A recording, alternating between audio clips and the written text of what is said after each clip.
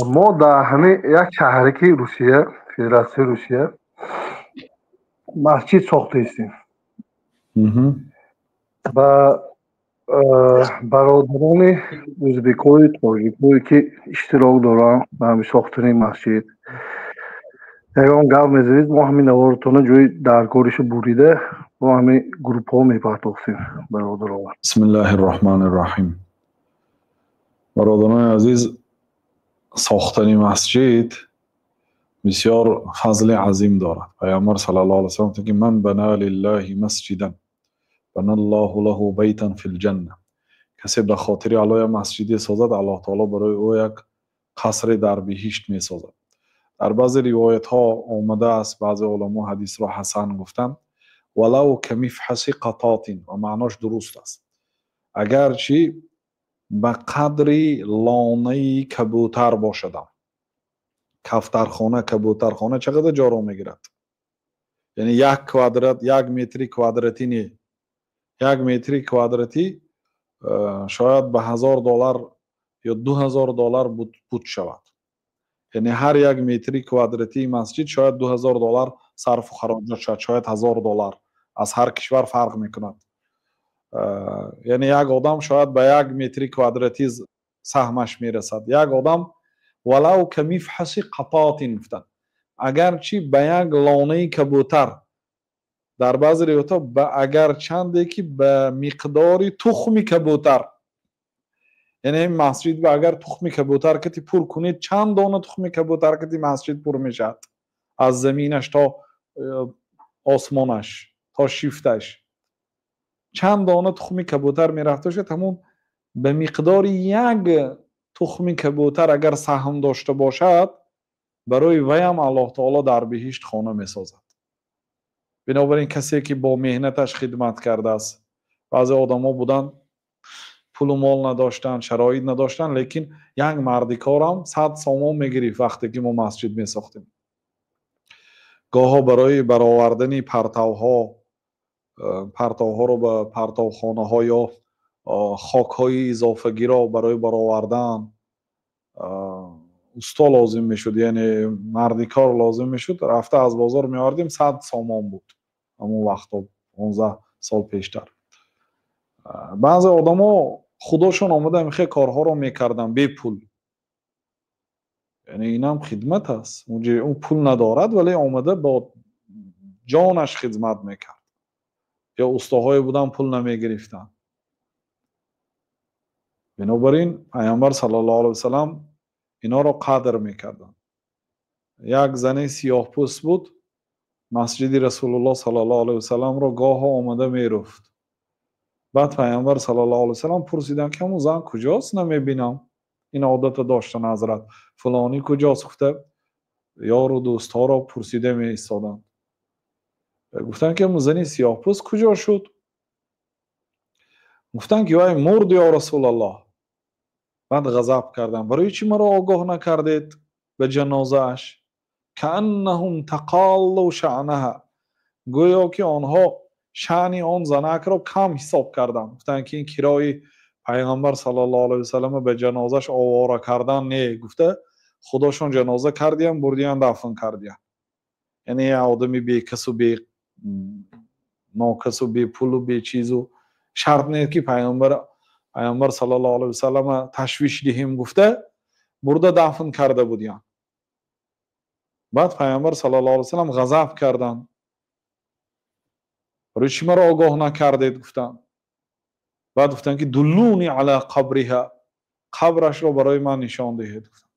وقتی که قبرش رو نشان دادن، پیامبر صلی الله علیه و سلم به قبرش رفتن. ببینید قدردانی از آن زنی که باره، یعنی در یک هفته یک مراتب 2 مراتب آمده مسجدی رسول الله صلی الله علیه و سلم رو میرفت، بی پول آمده مسجد رو رفته تازه کرده میرفت. از زنی سیاه پوست. دلونی علی قبرها، قبرش برای من نشان دهید. وقتی قبرش رو نشان دادن رفته در بالای قبرش جنازه خوانده. صلوات الله و سلام علیه. قدردانترین مرد دنیا علی الاطلاق هر یک نیکی ها را قدر میکردند. الله عز وجل ان الله لا یضیع اجر من احسن عملا. الله تعالی اجر نیکوکارا را، ان الله لا یضیع اجر المحسنین، الله تعالی اجر نیکوکارا را ضایع نمیکند. فمن یعمل مثقال ذره خیرا یره، کسی مثقال ذره اگر نیکی کند مکافاتش را میبیند. و عکسش فمن یعمل مثقال ذره شر یره، کسی که مثقال ذره اگر بدی کند جزایش را میبیند. ببینید پیامبر صلی الله علیه وسلم اون زنی که مسجد میرفت قدر کردن، یعنی مسجد را روفتن، تازه کردن. این آبادی مسجد است، بینای مسجد از وی بزرگتر است، ساختن مسجد از تازه کردن مسجد بزرگتر است. در بالای قبرش رفته جنازه خواندن. جنازه عبارت از دعا هست، در حق میت دعا کردن و ما میدانیم که دعای جناب رسول الله صلی الله علیه وسلم مستجاب است. و این چنین یک صحابی تمیم داری رضی الله عنه تاجر بود، به سوی شام رفته بار می آورد. خیلی که مردمی ما به چین و به دبی و ترکیه و رفته بار می بیارن، و هم از شام یعنی از سوریه امروزه از دمشق به مدینه بار می آورد و بار در بازارهای شام در اون وقت ترقی کرده بود. شام علاقه قریب که اروپا بود در اون وقت، چون که شام هم در داخل اروپا داخل بود، در داخل روم داخل بود. غلیبت روم شام هم داخل بود اون وقت، یعنی به امپری اروپا داخل می شد روم. اون وقت ترقی کرده بود نسبت جزیره عرب. تمیم داری در بازار قندیل ها را دید، چراغ ها را دید، چراغ هایی که با روغن در میگیرد. بعد مسجد پیامبر صلی الله علیه وسلم به خاطرش آمد، گفت که از همین چراغ ها میخرم و مسجد جناب رسول الله صلی الله علیه وسلم را چراغان میکنم. همین قدر زیاد خرید که از قدرش زیادتی خرید تا اینکه مسجد بسیار روشن شود و این مستحب است. و میگن که مال و کالایش روزی پنجشنبه رسیده آمد به مدینه، و کاروان یعنی وگان روزی پنجشنبه رسیده آمد. نماز عصر بود، خبر آمد که مردکارش خدمتگارش گفت که بارها آمدند. بعد رفته یکمین کاری که کرد از بین بارهاش قندیل ها را، همون چراغ ها را گرفت، شیشه هایش را پاک کرد، روغن هایش را ریخت و آورده به مسجد پیامبر صلی الله علیه و سلم نصب کرد. همش جاهای درکاری بشیناند و مسجد چراغان کرد. وقتی از آن گفته شد از آن شام، پیامبر صلی الله علیه و سلم برو آمدن از حجرشان که مسجدشان مثل روز می درخشد. گفتن که من نور مسجدنا نور الله دنیاه و آخرته. کی مسجدی ما را چراغان کرد؟ الله تعالی دنیا و آخرتش را چراغان کند. من نور مسجدنا نور الله دنیاه و آخرته. کی مسجدی ما را چراغان کرد؟ الله تعالی دنیا و آخرتش را چراغان کند. گفتن که تمیمی داری کرد.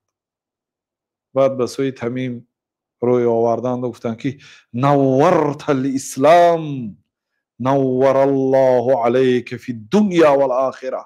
تو دین مقدس اسلام را منور کردی، تو مسجد را چراغان نکردی، تو دین اسلام را چراغان کردی. نور الله علیک فی الدنیا والآخره، دنیا آخرتت را الله تعالی روشن و درخشان کند. قسم به نام الله اگر در خانه دختری بی شوهر می داشتم برآورده به تمیم خانه دار می کردم. دختراشون همه شوهر داشت. اگر دختری بی شوهر می داشتم، تمیم زن داشت، فرزند داشت، لیکن گفتن که اگر در خانه دختری بی شوهر می داشتم برآورده به تمیم نکاح می کردم. وقتی از آن گفته شدگی است، وقتی قامت نزدیک است. بعد یک صحابه از جا خیست و گفت که یا رسول الله من در خانه دختری به شوهر دارم، اگر اجازت فرمایید برارم نکاح کنم. میگم برآور دخترشه. پیامبر صلی الله علیه وسلم نکاح کردن، بعد نماز شام خواندن. تمیمی داری مسجد نساخت، مسجدی بتونه چراغان کرد فقط. این دو مثال برای آن آدمایی که یک حصه برای آبادانی مسجد میگذاشتن، خاصتا مسجدی که سخن حق گفته میشد. لیکن در اون مسجدایی که عینی حال سخن حق گفته نمیشد، در اون مسجدها موقتا خدمت نکنید، چون که مسجد وظیفه اساسی که به خاطر آن وظیفه بنیاد شده است، اون وظیفه رو اجرا نکرده ایستاد است. الله تعالی که لا تقم فیه ابدا لمسجد اسس على التقوى من اول یوم حق ان تقوم فیه رجال يحبون ان يتطهروا والله يحب المطهرین. مسجد قبا را پیامبر صلی الله علیه و سلم بنیاد کردند. در رو بروش منافقای مسجد زرار ساختن، در رو بروش مسجد سیر جماعت، مسجد همین خیلی مسجدها است که در یک مسجد یک عالمی که الله تعالی به او قبول داده است، مردم سخنش قدر میکنن، یا مسجدش پر آدم است، دشمنای اسلام میبیان در رو بروش گویا یک مسجدی نو میکشن، گویا که خدمت به اسلام دارن. ظاهرا مسجدی جامع میکشند و 3-4 تا میکشند در گرد و اطراف، تا اینکه اقلا توانن یک قسم مردم از اون مسجد دارن. یعنی گاه ها انسان تنبلی میکنه و مسجدی نو هست که اینجا میرم میمونم میگه، یعنی به هر حال به مقصدشون میرسن. یعنی مسجد بنیاد کرده شد نه به خاطر الله، بلکه به خاطر دور کردن مردم از اون مسجد. مسجد زیرار همین خیل بود، بنابراین الله تعالی گفت که لا تقم فیه ابدا. ای پیامبر یک در مسجدی ما اومده امامتی کنید گفت. یعنی گاه ها یگان عالم هم خیلی گفته شود ما مسجد ساختیم و یک اومده در مسجدی ما نماز خوانید و یک در مسجدی ما امامتی کنید، یک در مسجدی ما صحبت کنید، بعد آدم ها به خاطر این عالم شده به این مسجد می بیاین و این مسجد به خاطر غیر الله بنیاد شدگی است. مسجد زیرار در رو بروی مسجد قبا ساخته شد. منافقا آمده گفتن که ای رسول الله آمده در مسجد ما نماز خوانید. الله تعالی آیت نازل کرد لا تقم فیه ابدا، هرگز در اون مسجد نماز نخوان. گفت اون مسجدی که با نیت نیک بنابر تقوا بنا شده است، در اون مسجد ایستادن بهتر است، یعنی مسجد قبا. بنابراین مسجد باید به خاطر الله بنیاد شود.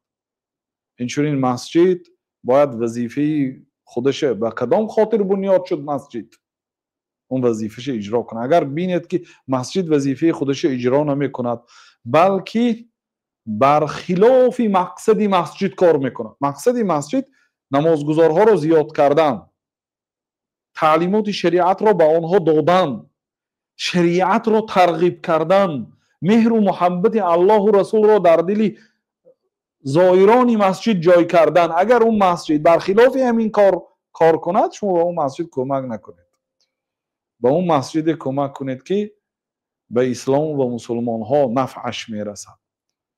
والله تعالی اعلم.